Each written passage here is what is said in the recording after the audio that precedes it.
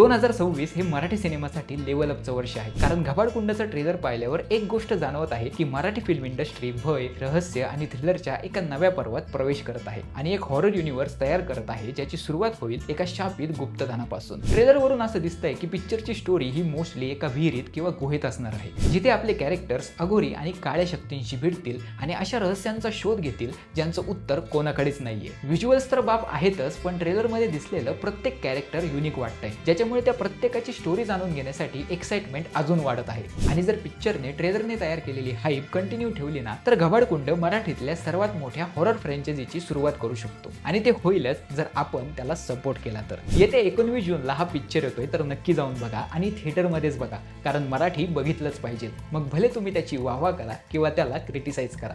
बाकी हेच झालं माझं ओपिनियन, पण तुम्हाला काय वाटतंय कमेंटमध्ये नक्कीच सांगा. आणि आपल्या अस्सल मराठी तसाच ॲनिमे, पॉप कल्चर आणि गेमिंगचा कंटेंट बघण्यासाठी आणि त्याचे अपडेट्स मिळवण्यासाठी बाबा मेकपूलला लगेच फॉलो करा.